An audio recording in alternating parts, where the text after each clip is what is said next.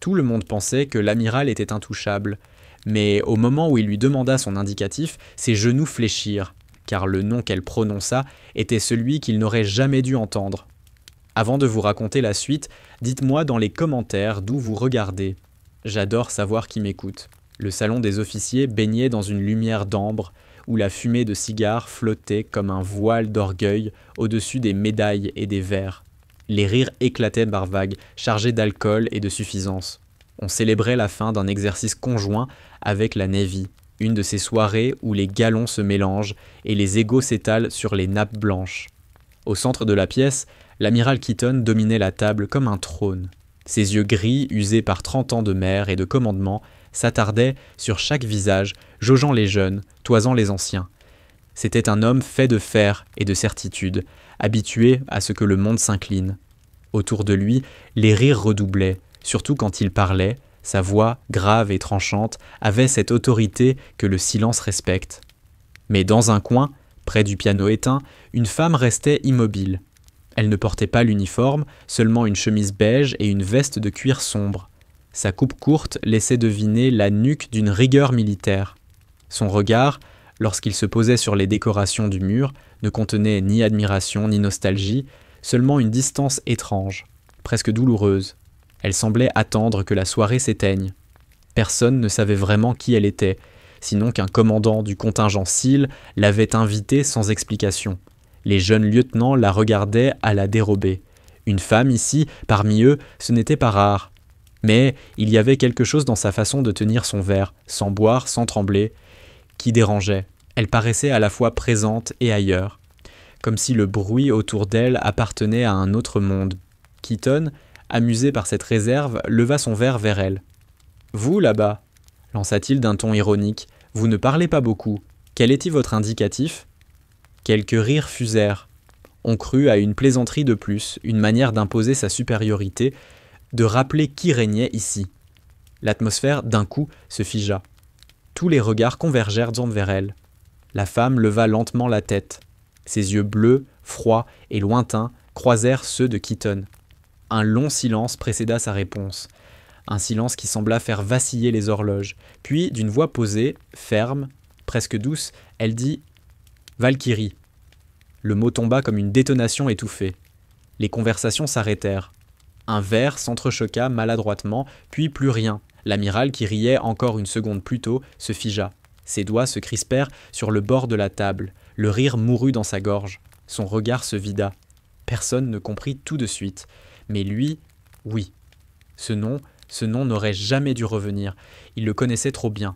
Il l'avait vu, inscrit dans un rapport classifié, scellé sous un niveau de confidentialité que peu d'hommes atteignaient. Un nom qu'on avait effacé, enterré. Valkyrie. Elle, impassible, ne baissa pas les yeux. On devinait dans ses traits la fatigue des longues marches, la discipline des réveils avant l'aube. Ses mains portaient les traces fines des années de service, et quelque chose dans sa posture disait qu'elle n'avait pas oublié ce que c'était que d'obéir, ni ce que c'était que de désobéir. Les jeunes officiers échangèrent des regards incertains. L'un d'eux, un blond aux joues encore pleines, souffla. « C'est une blague, non ?» Personne ne répondit. La tension épaississait l'air, plus lourde que la fumée. Keaton tenta un sourire, mais son visage tremblait. Il voulut parler, ne trouva rien. L'écho du mot résonnait encore, heurtant des souvenirs qu'il croyait scellés. Valkyrie, le nom d'une unité fantôme, d'une opération perdue dans le désert irakien, d'une femme qu'on disait morte avec les siens. Son verre glissa de sa main. Il tomba, se brisa, éclaboussant la nappe. Personne ne bougea. Le son sec du cristal fut comme une signature. « Répétez » murmura-t-il, presque inaudible. Elle ne bougea pas. « J'ai dit Valkyrie, monsieur. » Il recula d'un pas. Une sueur froide perla à sa tempe. Devant lui, ce n'était plus une inconnue, c'était un fantôme revenu de la poussière. Autour, on chuchotait. Certains avaient entendu le nom dans les couloirs, dans des rumeurs de missions effacées. D'autres ne voyaient qu'une femme, debout, droite, et un amiral brisé face à elle. Le silence dura longtemps. Puis, lentement, elle posa son verre, tourna les talons et marcha vers la sortie. Chaque pas résonnait sur le parquet comme une note de tambour funèbre. Keaton la suivit du regard, incapable de bouger. La porte se referma derrière elle. Le salon resta figé, suspendu entre deux époques, Keaton ferma les yeux. Dans le noir, une image s'imposa. Un ciel brûlant, un hélicoptère qui s'éloigne, des cris dans la radio et une voix féminine, calme, coupée par le vent. « Je reste, tant qu'il respire, je reste. » Et dans ce murmure, il sut. Valkyrie n'était pas une légende, elle venait de ressurgir. Le silence ne s'était pas encore dissipé quand la porte se referma derrière elle. Les conversations ne reprirent pas. Même la musique de fond sembla s'éteindre d'elle-même. Les officiers, figés autour de la table, observèrent l'amiral comme on regarde un navire heurter un récif. Keaton resta immobile, une main crispée sur le dossier de sa chaise, le souffle court. Son regard vide flottait au-delà du présent, quelque part dans un souvenir qu'aucun d'eux ne pouvait voir. Le jeune lieutenant Mason s'approcha prudemment. « Monsieur, vous la connaissez ?» Keaton ne répondit pas. Il inspira lentement, posa son poing sur la table pour se donner contenance. « Reprenez vos conversations, » dit-il d'une voix éraillée. « C'est rien. » Mais personne n'osa obéir.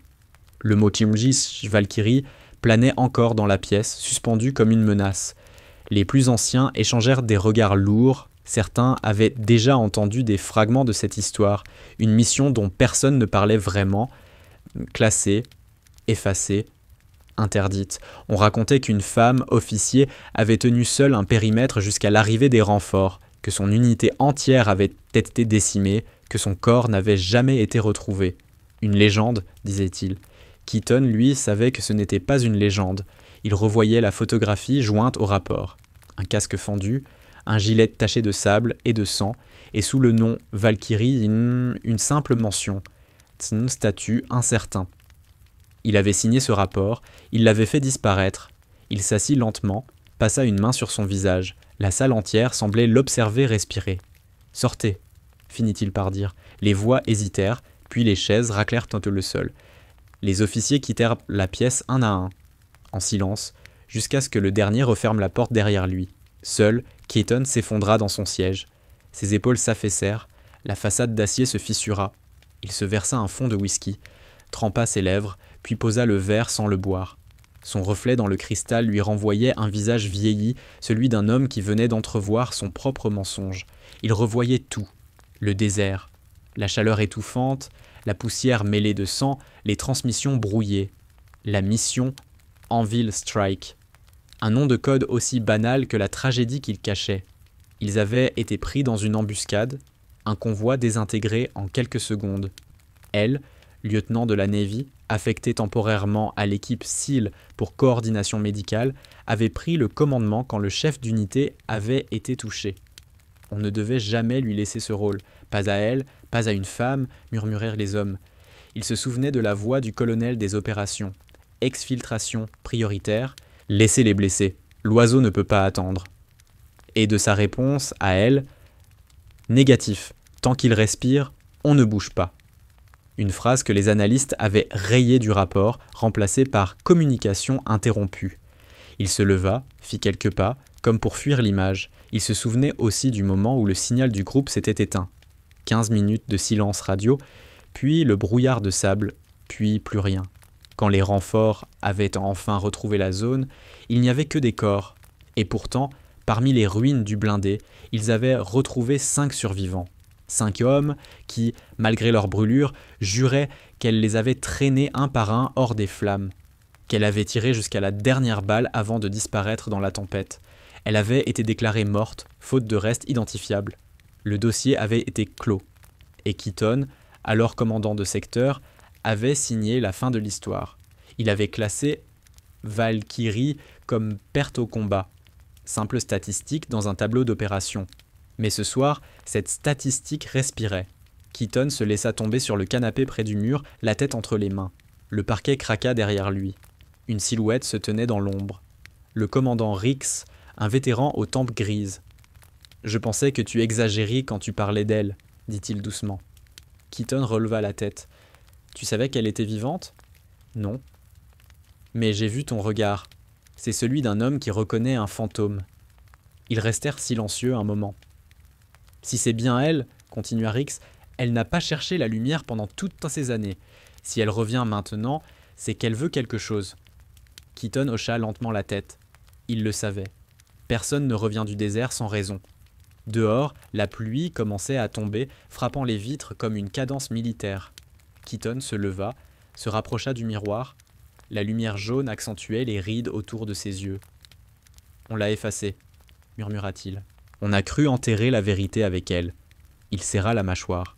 « Et maintenant, elle se tient debout, devant moi. » Rix posa une main sur son épaule. « Tu devrais aller lui parler. » « Et lui dire quoi ? Que je l'ai laissé mourir ? Que j'ai couvert le mensonge. » Le silence répondit à sa place. L'amiral se détourna, alla jusqu'à la fenêtre. En bas, sur le quai, il aperçut une silhouette féminine traverser lentement la pluie, sans parapluie, vers le port. Elle marchait d'un pas sûr, celui d'une soldate qui n'a plus rien à prouver. « Valkyrie », souffla-t-il. Le nom, encore une fois, fit vibrer la pièce. Pas comme une menace cette fois, mais comme une promesse. Il sut alors qu'il n'échapperait pas à ce retour, ni à elle, ni à la vérité qu'il avait enterrée. Le désert d'Anbar ne pardonne rien. Là-bas, le vent n'est pas un souffle mais une lame, et chaque pas avale la sueur comme un tribut. C'est dans cet enfer qu'avait commencé la mission qu'on ne devait jamais nommer. Anvil Strike. Un convoi de 7 véhicules, 22 soldats, et une femme à qui personne n'avait demandé son avis. Le lieutenant Claire Moreau, affecté en renfort médical auprès des SEAL, n'était pas venue pour commander. Officiellement, elle servait d'officier de liaison pour l'évacuation des blessés. Officieusement, on l'avait envoyée là pour observer. Mot poli, pour tester si une femme pouvait fonctionner sur le terrain d'élite le plus fermé du monde. Les regards dans l'hélicoptère d'arrivée en disaient long. Méfiance, ironie, curiosité. Elle s'était contentée de fixer l'horizon. « Vous savez tirer, au moins ?» avait lancé un opérateur en mâchant son chewing-gum. Elle avait répondu sans tourner la tête. « Je sais viser plus loin que votre ego. » Les rires avaient de fusée, puis s'était tue quand elle avait vérifié son MP4 avec une précision d'horloger. Elle ne cherchait pas à plaire, juste à survivre. Les premiers jours furent d'un calme trompeur. Patrouille, relevés, chaleur suffocante. Elle observait les hommes, leur langage de gestes, de plaisanteries sèches, de silence lourd. Dans le groupe, la camaraderie était une cuirasse. Elle, seule, devait la forger sans qu'on la lui offre. Certains l'attestaient, d'autres l'ignoraient. Le chef d'unité, le capitaine Ross, un géant barbu à la voix rauque, l'appelait toujours « Doc », jamais par son nom. La nuit, dans le campement, elle dormait à part, près des caisses de matériel. Personne ne lui avait dit de s'éloigner, mais personne ne l'avait invitée non plus. Elle entendait les rires étouffés, les histoires de femmes restées à la maison, les phrases qui la rayaient du décor. Parfois, un silence gêné tombait quand elle passait. Elle apprenait à devenir invisible. Un matin, le soleil se leva sur une lumière si blanche qu'on aurait cru la terre vitrifiée. L'ordre arriva, reconnaissance d'un dépôt suspect au sud de Fallujah. Routine, disait-il. 4 heures, aller, 4 retours. Claire rangea ses instruments, ajusta son casque. Son cœur battait lentement, comme avant chaque départ. Pas d'intuition, juste cette tension familière, la frontière entre prudence et pressentiment. Le convoi s'ébranla. Les roues écrasèrent la poussière avec un grondement de tonnerre. Dans le véhicule de tête, Claire observait le désert à travers la vitre sale. Aucun signe de vie, sauf quelques mirages qui dansaient sur l'horizon. Le chef plaisantait à la radio. Zone verte jusqu'à présent. Elle ne répondit pas. Son regard s'attarda sur un oiseau noir posé sur un poteau de métal tordu. Il s'envola au moment précis où le premier souffle fit vibrer le sol. L'explosion déchira l'air. Le camion de tête se souleva, bascula. Une colonne de feu jaillit, projetant sable et chair. Les cris, les ordres, les jurons se mêlèrent dans le casque radio. Embouche, embouche. Direction, 9 heures. La poussière avala tout. Claire fut projetée contre la paroi, le souffle coupé. Ses oreilles sifflaient, son nez saignait. Elle ouvrit les yeux sur un chaos incandescent. Ross hurlait des ordres, 2 hommes tiraient en aveugle. Une rafale traversa le blindage, fauchant le conducteur. Le véhicule s'immobilisa dans un crissement atroce. Elle se pencha, chercha un pouls. Rien. « Repliez-vous » cria quelqu'un. « On ne peut pas. Le deuxième véhicule est touché. » Elle attrapa son sac, sortit en rampant dans la tempête de sable. Le soleil brûlait, mais la fumée l'éteignait. Chaque inspiration goûtait la poussière et le métal. Les insurgés tiraient depuis les dunes. Des silhouettes fuyantes, rapides. Elle rejoignit le blessé le plus proche, Un jeune sergent, la jambe arrachée. Sans réfléchir, elle appliqua un garrot, injecta la morphine, puis saisit son fusil. « Reste avec moi », murmura-t-elle. Il hocha faiblement la tête. Autour, le monde se dissolvait.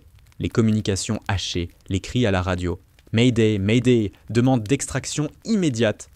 Une voix répondit « Zone trop chaude, tenez 10 minutes. » 10 minutes, pensa-t-elle. L'éternité. Ross ordonna le repli vers le blindé renversé. Claire aida à porter un homme inconscient, trébuchant sur les débris. Les balles sifflaient, arrachant la poussière à quelques centimètres de sa tête. Elle ne sentit pas la brûlure sur sa joue droite. Un éclat venait de la frôler. Quand ils atteignirent la carcasse, il ne restait que 7 soldats valides. Le reste, silence ou râle. Le capitaine jeta un regard autour, puis vers elle. « Vous restez avec les blessés. On essaie de dégager une ligne. » Elle voulut protester, mais il avait déjà disparu dans la fumée. Alors elle s'agenouilla. Ses mains tremblaient, pas de peur, de rage contenue. Elle pensait à toutes ces réunions où on lui avait dit « Vous serez un atout logistique, pas tactique ». Elle pensa à chaque regard qui doutait. Et maintenant, c'était elle, seule, au milieu du désert, avec 6 hommes mourants et un fusil. Elle vérifia le chargeur, inspira, puis commença à tirer, méthodiquement. Pas d'héroïsme, juste de la précision. 1, 2, 3 coups. Chaque tir faisait taire un bruit. Chaque silence gagné valait un souffle de plus pour ceux derrière elle. Quand la radio grésilla de nouveau, la voix du QG était lointaine, presque irréelle. Extraction dans 15 minutes. 15 minutes. Elle regarda ces hommes. Aucun ne tiendrait 15 minutes sans aide. Alors, sans attendre, elle prit la décision que personne n'aurait prise à sa place. Elle s'avança dans la tempête, en direction du feu. Le vent se leva d'un coup, charriant une poussière si dense qu'on ne distinguait plus le ciel du sol. Le monde devint un tumulte d'ocre et de feu. Les balles sifflaient comme des insectes fous. Claire avançait, le fusil collé à la joue, ses bottes s'enfonçant dans le sable brûlant. Chaque pas était une lutte. Derrière elle, les blessés gémissaient, couverts de bâches improvisées. Devant, l'enfer. Elle repéra une crête d'où provenaient les tirs. 3 silhouettes se détachèrent dans la brume. Elle visa, tira. 2 tombèrent. La 3e disparut dans un nuage de poussière. Elle se mit à couvert derrière un morceau de blindage, reprit son souffle. Son oreillette grésilla. Ici Falcon One, extraction retardée, répétée, retardée, zone hostile. Elle ferma les yeux, retardée.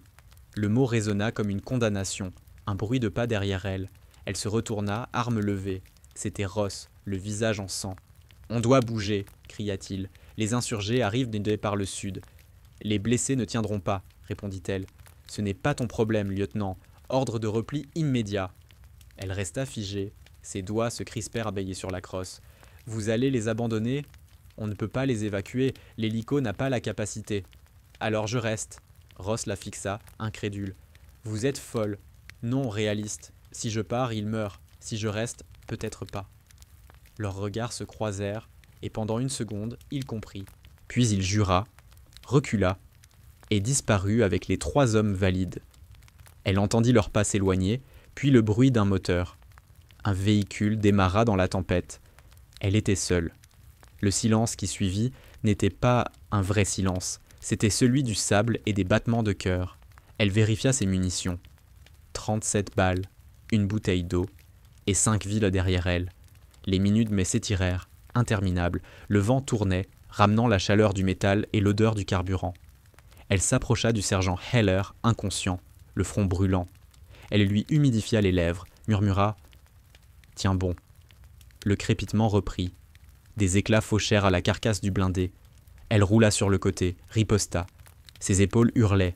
Chaque tir résonnait dans sa poitrine comme une décharge électrique. Le monde se réduisit à un rythme, viser, tirer, respirer, recommencer. À un moment, elle vit un mouvement à droite. 3 insurgés tentèrent de contourner la position. Elle se leva, changea de chargeur, visa à genoux. Les coups partirent, précis. 2 tombèrent. Le 3e s'approcha encore. Elle tira une dernière fois. Silence.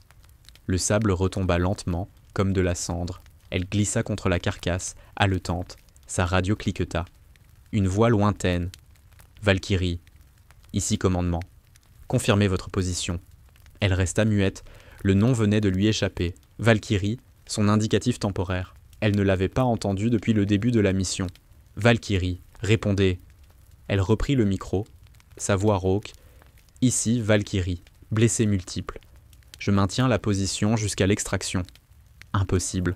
L'ordre est d'évacuer. Négatif. Pas sans eux. C'est un ordre direct. Vous avez déjà donné cet ordre, monsieur, et j'ai choisi de ne pas l'exécuter. Elle coupa la communication. Le vent emporta le dernier mot. Les heures s'étirèrent.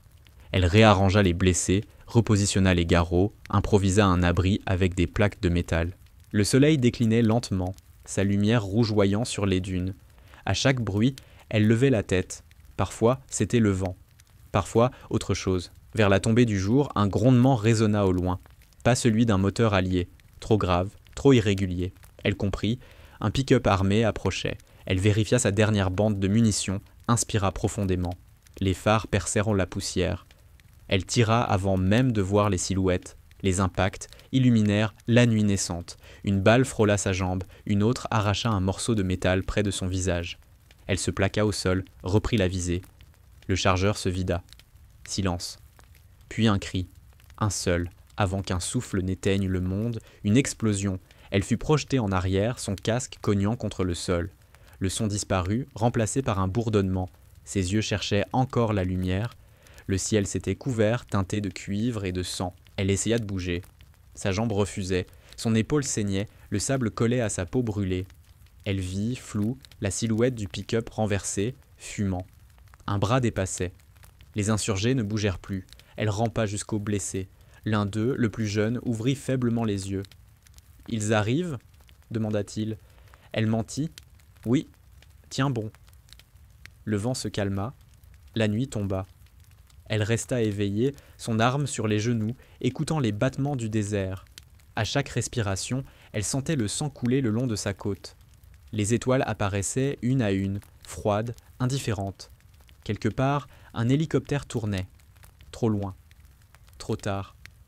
Elle regarda les silhouettes autour d'elle, 5 âmes, suspendues au fil du hasard.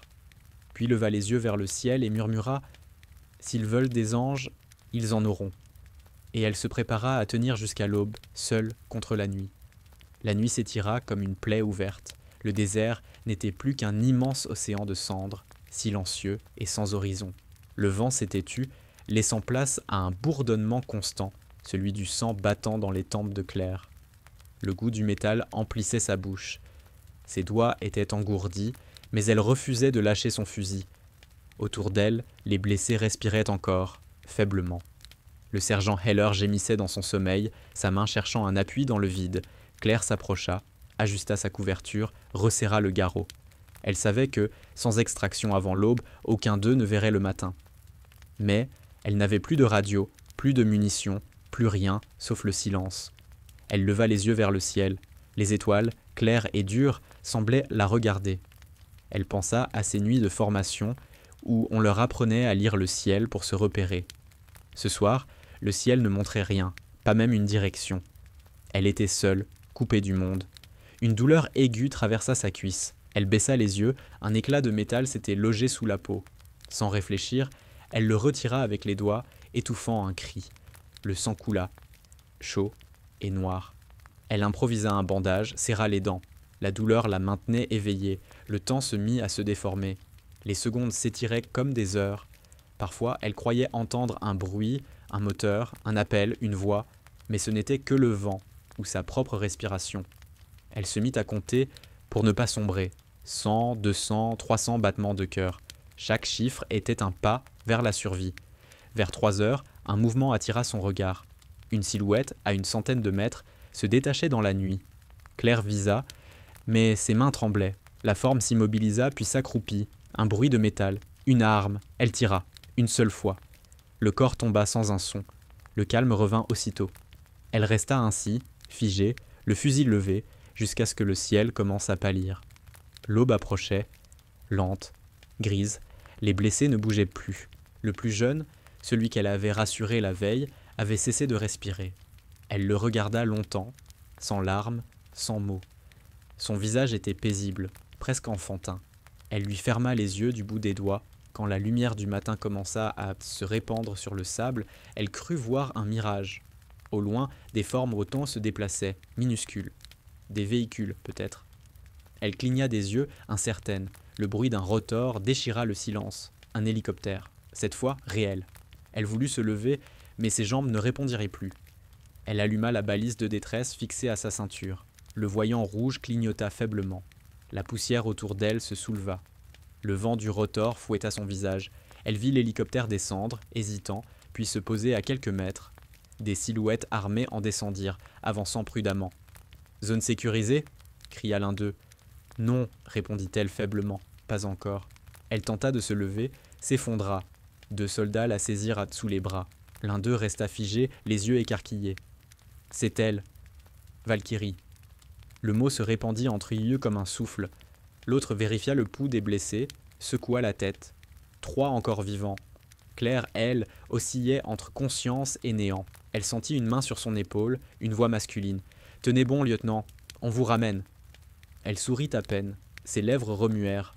« J'ai fait ce qu'il fallait. » Puis le noir. Quand elle se réveilla, la lumière blanche d'une tente médicale l'aveugla. Un bourdonnement sourd emplissait ses oreilles. Son bras était bandé, sa jambe immobilisée. À travers la toile, elle entendait les voix des médecins, le bruit des bottes, le cliquetis des instruments. Elle essaya de parler. Une infirmière se pencha. « Calmez-vous, lieutenant Moreau. Vous êtes en sécurité. » Moreau. Elle n'avait pas entendu son vrai nom depuis des jours. Les hommes ? 3 survivants, grâce à vous. Vous avez tenu 20 heures, seul, 20 heures. Le chiffre flotta dans son esprit. Le commandant Ross entra peu après. Sa barbe avait disparu. Son regard, lui, restait fuyant. Il posa un rapport sur la table. Vous avez dépassé vos ordres. Vous avez mis en danger l'opération entière. Elle le fixa sans parler. Mais vous avez sauvé 3 vies, ajouta-t-il plus bas. Il se détourna, gêné. Avant de sortir, il lança. L'armée ne sait pas quoi faire de vous, Moreau. Certains vous appellent héroïne, d'autres problème. Les jours suivants furent flous. Les médecins la traitèrent, puis on la fit transférer sur une base plus éloignée. Là, on l'interrogea. Encore et encore, les mêmes questions. Pourquoi ne pas avoir obéi? Pourquoi être resté? Elle répondait toujours la même chose. Parce qu'il respirait encore. Un général, venu exprès, signa la fin de l'entretien avec un regard froid. Cette phrase, lieutenant, ne figurera dans aucun rapport. Vous comprenez? Elle comprit. Quelques semaines plus tard, on la déclara en repos prolongé. Euphémisme pour mise à l'écart. Aucun article, aucune cérémonie. Son nom fut rayé des journaux de mission. Valkyrie Pezic disparut des transmissions. Mais dans certains postes avancés, les rumeurs persistèrent. On murmurait qu'une femme avait tenu seule une position perdue, qu'elle avait défié les ordres pour sauver ses hommes.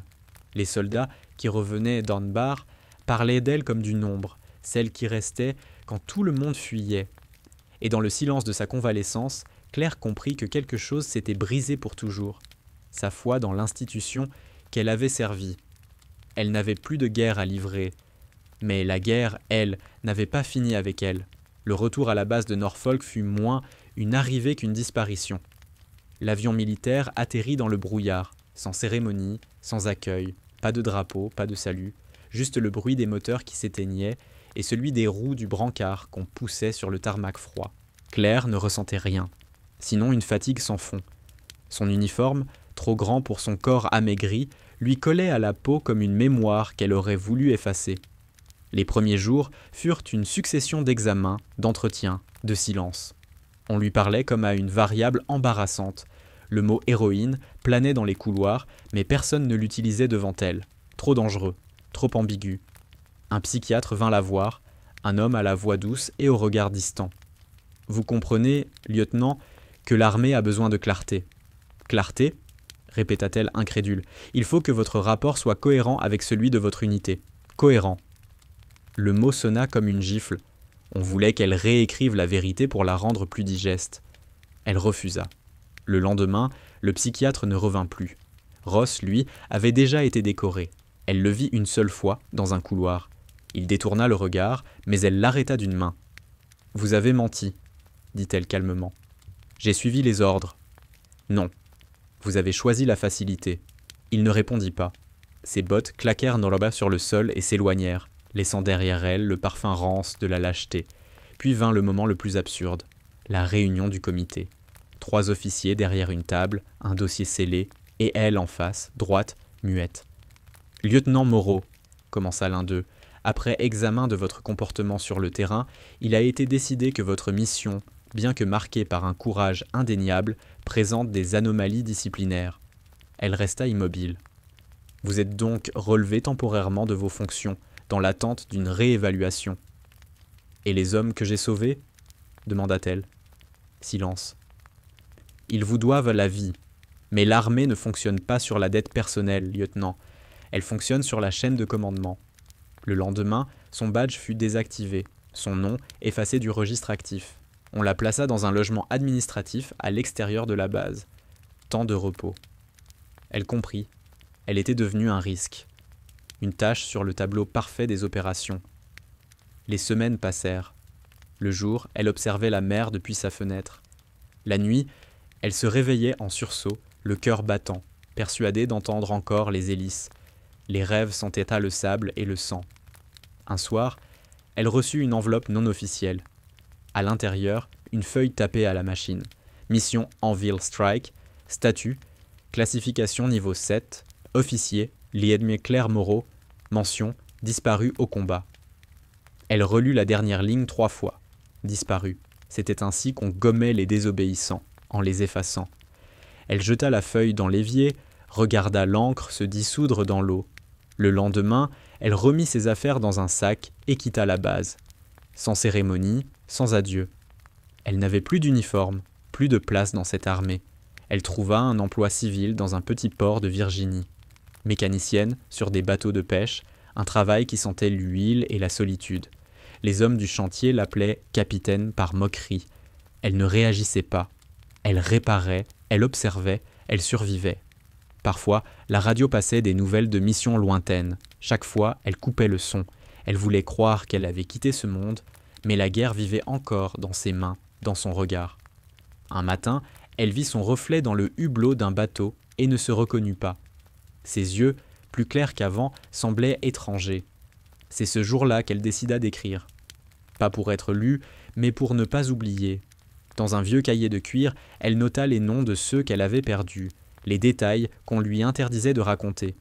À la dernière page, elle écrivit une seule phrase. « Ils m'ont rayé, mais je respire encore. » Des mois passèrent, puis 1 an. Pendant ce temps, dans les bureaux climatisés de Washington, son dossier dormait sous scellé. Un seul homme savait ce qu'il contenait, le capitaine Keaton, promu amiral peu après l'affaire. Il avait signé l'ordre de classification. Officiellement, il ne se souvenait pas d'elle. Officieusement, il n'avait jamais oublié son regard au moment où elle avait refusé de se replier. Un soir, alors qu'il lisait un rapport, il retrouva par hasard son nom sur une ancienne liste. Une note ajoutée à la main, effacée des registres publics avant audit. Il resta longtemps à la fixer. La culpabilité le serra à la gorge. Il avait participé au mensonge. Il referma le dossier, mais la page resta imprimée dans sa mémoire. Pendant ce temps, Claire vivait dans le silence.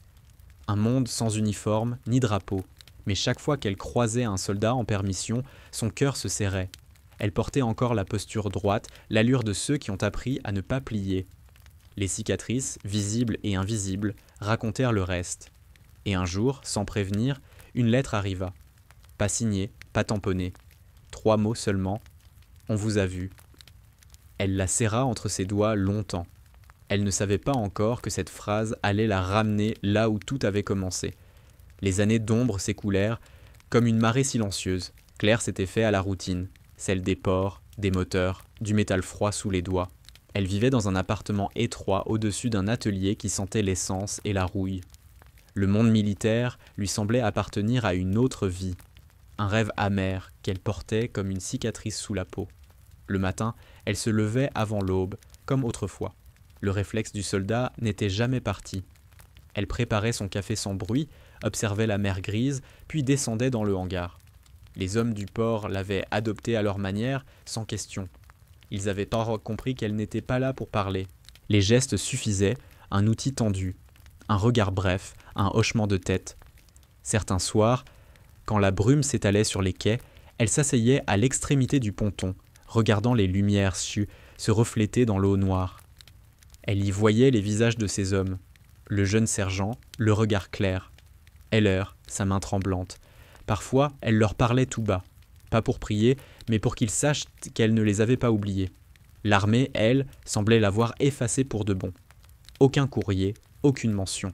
Pourtant, son nom revenait parfois dans les rumeurs. Un article anonyme sur une femme soldat disparue, un forum de vétérans évoquant une ange du désert.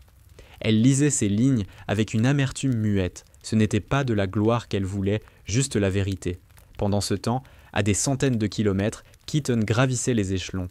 Son bureau, vaste et impersonnel, donnait sur le Potomac.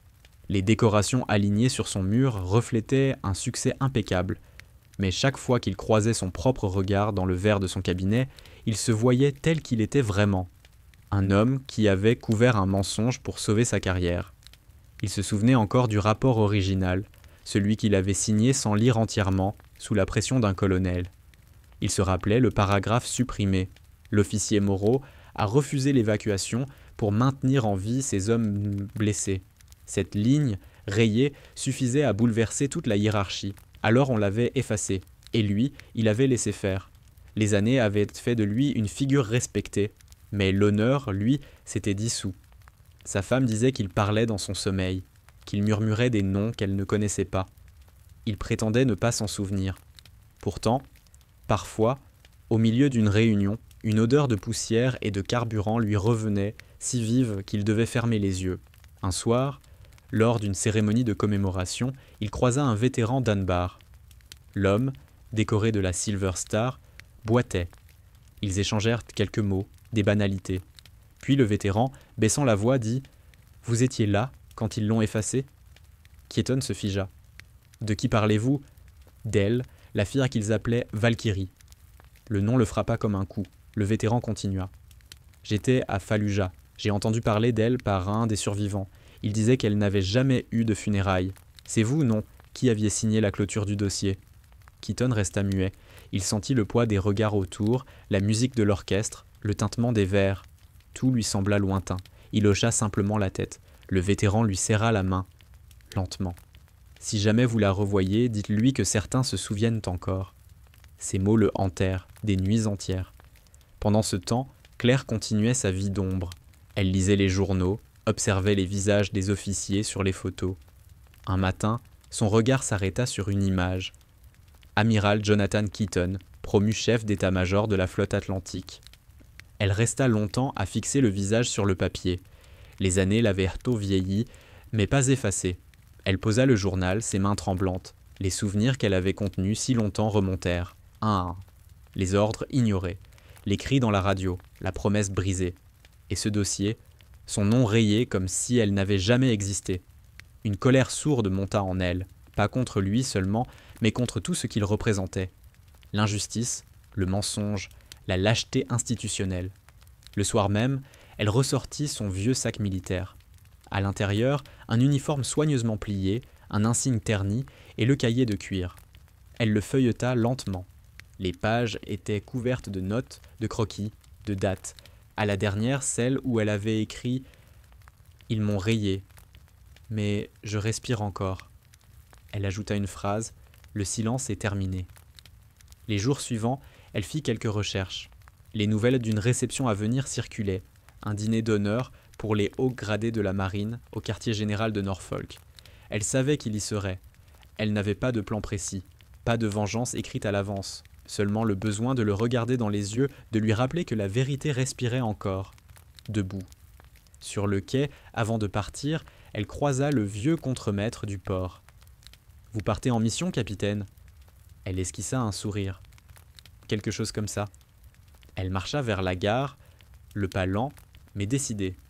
La pluie commença à tomber, fine, presque bienveillante. Chaque goutte effaçait un peu plus la rouille sur son blouson.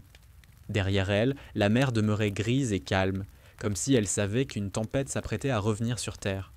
Le train longeait la côte sous une pluie oblique, martelant les vitres comme une mémoire insistante. Claire regardait défiler les paysages, forêts détrempées, entrepôts rouillés, stations désertes. Chaque reflet dans la vitre lui renvoyait un visage différent. Celui de la soldate qu'elle avait été, celui de la femme qu'on avait effacée. Entre les deux, un gouffre. Elle ne savait pas vraiment pourquoi elle retournait à Norfolk. Ce n'était ni la nostalgie ni la colère. C'était autre chose, plus calme, plus lourd, le besoin de vérité. La base navale n'avait presque pas changé. Les grilles, les uniformes, le drapeau qui claquait dans le vent. Tout semblait figé dans un présent militaire éternel. Elle marcha lentement jusqu'à la porte principale. Le garde l'arrêta, l'œil professionnel, mais hésitant. « Madame, vous avez une autorisation ?»« Non, répondit-elle simplement. Je viens pour la réception. »« Non ?» Elle hésita un instant, puis dit « Moreau, lieutenant Claire Moreau. » Le garde parcourut la liste. « Rien. »« Désolé, madame, je ne vois pas. » »« Essayez, Valkyrie. » Le mot le fit sursauter. Il leva les yeux, la scruta un instant, comme s'il doutait de sa propre perception. Puis, sans un mot, il ouvrit la barrière. Le bâtiment de réception brillait au loin, illuminé comme un navire de verre. Des voitures officielles défilaient, des uniformes impeccables sortaient sous les parapluies. Elle avança sous la pluie, sans parapluie, trempée jusqu'aux os, mais droite. À chaque pas, elle sentait le passé remonter du sol, ce goût métallique de la poussière et du sang mêlé. À l'intérieur, le contraste était violent. Chaleur, musique, champagne, rire. Des officiers, des politiciens, des médailles étincelantes. Elle resta un moment sur le seuil, observant la scène. Personne ne fit attention à elle. Elle se fondit dans la foule, son visage neutre, son allure disciplinée. Personne ne voyait une intruse, juste une femme discrète, peut-être une épouse d'officier, peut-être rien. Keaton était là, près du grand escalier, entouré de dignitaires. Son uniforme portait assez de décoration pour peser sur ses épaules. Il parlait, souriait, trinquait. Aux yeux du monde, il était un exemple, un modèle de loyauté et de succès. Mais Claire, elle, voyait l'autre côté, le poids du silence dans ses yeux. Elle resta à distance, l'observant. Chaque geste, chaque sourire, rien dans son visage ne trahissait la moindre inquiétude. Il avait parfaitement appris à vivre avec les fantômes. Elle s'approcha lentement, se mêlant au flux des invités. Un serveur passa, lui tendit une coupe. Elle la prit sans boire. Quand elle arriva à quelques mètres de lui, il tourna la tête, distrait, et son regard croisa le sien. Le temps se figea. Le bruit de la salle sembla s'effondrer. Il fronça les sourcils, cherchant à replacer ce visage. Puis son expression changea, la reconnaissance, le doute, l'impossible. Elle ne dit rien. Il pâlit, détourna les yeux, cherchant à cacher son trouble. « Amiral » appela une voix féminine. « Tout va bien ?»« Oui, oui, tout va bien. » Mais rien n'allait bien. Son cœur battait comme avant un impact. Il tenta de reprendre contenance, parla à nouveau, rit même, mais son regard revenait sans cesse vers elle. Elle restait immobile, droite, son verre à la main, son regard ancré dans le sien. La réception suivait son cours, et pourtant, tout semblait s'être rétréci entre eux. Le bruit des couverts, les conversations, tout devenait lointain. Keaton finit par s'excuser auprès de ses invités et s'éloigna, cherchant un endroit calme. Il monta l'escalier, traversa le couloir vide menant au salon des officiers, le même où, des années plus tôt, il avait ri trop fort. Claire attendit quelques secondes, puis le suivit. Le salon n'avait presque pas changé. Même lumière ambrée, même piano silencieux, même odeur de bois ciré. Keaton se tenait près de la fenêtre, une main crispée sur le rebord. Il sentit sa présence avant même qu'elle parle. « Tu savais que je viendrais ?» demanda-t-elle. Sa voix, basse, le fit tressaillir. « Je pensais que tu étais morte. » Beaucoup l'ont pensé, toi le premier. Il se retourna lentement. Leurs regards se croisèrent, cette fois sans témoin. Le visage de l'amiral avait perdu sa superbe. L'uniforme semblait trop lourd pour lui. « Pourquoi revenir ?» murmura-t-il. « Pour me rappeler à toi, à eux, à la vérité. » Il secoua la tête, presque suppliant.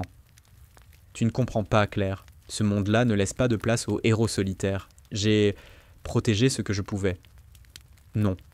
Tu as protégé ton grade, pas la vérité. » Le silence retomba. Il détourna le regard. « Tu ne peux pas imaginer la pression, les ordres, la politique. Je n'ai pas besoin d'imaginer. J'ai vu. J'y étais. » Elle fit un pas vers lui. « J'ai tenu 20 heures sous le feu, amiral. Pas pour les médailles, pour des hommes qu'on voulait abandonner. Et toi, tu as effacé ça d'un trait de plume. Il baissa la tête, sa main tremblait. « J'ai eu tort. »« Oui, et tu vis encore avec. » Elle s'arrêta devant lui. Leurs visages n'étèrent qu'à quelques centimètres. « Tu sais, ce qui m'a tenu en vie toutes ces années, ce n'était pas la colère. C'était la promesse qu'un jour, quelqu'un dans ton monde m'écouterait. » Elle fit demi-tour, prête à partir. Sa voix se fit plus douce, presque triste. « Tu as encore le choix, Keaton, entre le silence et la vérité. Mais le silence finit toujours par te dévorer. » Elle sortit sans attendre de réponse. Derrière elle, l'amiral resta figé, seul au milieu de la salle dorée. Le verre qu'il tenait glissa de sa main et se brisa au sol. Et pour la première fois depuis des années, il sentit la honte brûler plus fort que le whisky. Le lendemain de la réception, la base semblait engourdie. Les couloirs baignaient dans une lumière pâle, les uniformes défilaient avec la même précision mécanique, mais quelque chose avait changé. Un courant invisible, une tension qu'on ne nommait pas. Keaton avait passé la nuit sans sommeil. Il revoyait son visage, sa voix, ce regard qui perçait à travers tout ce qu'il avait construit. Valkyrie. Ce nom, prononcé dans le silence, sonnait comme un verdict. Assis derrière son bureau, il tenait entre les mains un dossier classé confidentiel. Le sien. Le sien et le sien à elle. Chaque page, chaque ligne effaçait un peu plus la version officielle. Il savait qu'il ne pourrait plus supporter ce mensonge, pas après l'avoir revu. Pourtant, parler signifierait tout perdre. Son poste, sa réputation, peut-être sa carrière entière. Il se leva, se regarda dans la vitre du bureau. L'homme en face de lui n'était plus l'amiral qu'on saluait. C'était un survivant de sa propre lâcheté. Pendant ce temps, Claire marchait le long du port militaire. Le ciel était d'un gris uniforme, les vagues frappaient doucement le béton. Elle portait une veste sombre, ses cheveux attachés, son pas mesuré. Elle n'attendait rien de particulier, pas de réhabilitation, pas de gloire. Elle voulait seulement clore le cercle, voir jusqu'où allait la vérité, et ce qu'il en ferait. Elle entra dans un café près du quai, un de ces endroits que les marins fréquentent à l'aube. Le patron, un vieil homme à la moustache jaunie, la salua d'un signe de tête. Elle s'assit au fond, dos au mur, et commanda un café noir. Le bruit de la pluie sur les vitres lui rappela les nuits de veille dans la tente médicale. Elle ferma les yeux. 1 heure plus tard, la porte s'ouvrit. Keaton entra, trempé, sans escorte. Il chercha du regard, la vit, hésita, puis s'approcha. Il s'assit en face d'elle, sans dire un mot. Un long silence s'installa, seulement rythmé par le cliquetis des tasses.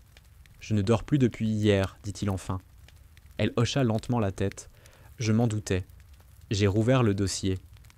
Et tout ce qu'on a fait pour te faire disparaître est encore là, noir sur blanc. Signature, ordre, date, le mien en haut de la pile. » Elle le fixa sans colère.